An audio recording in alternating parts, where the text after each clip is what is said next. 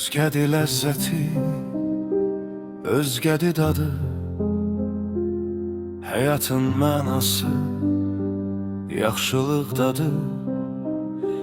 Rəhmətlə anılar yaxşının adı, yaxşının qiymətin bil kişi kimi.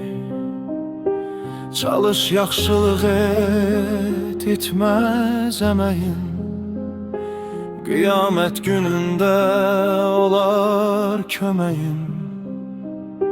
Yeməyə bir tikə varsa çörəyin, ac olan kəsilə böl kişi kimi. Ölüm qaçılmazdı, geci tezi sən.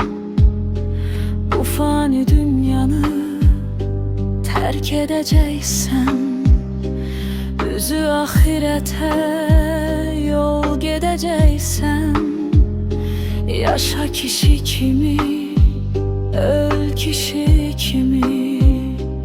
Verən əlin olsun, səxavətli ol. Qarayaq demə, ədalətli ol.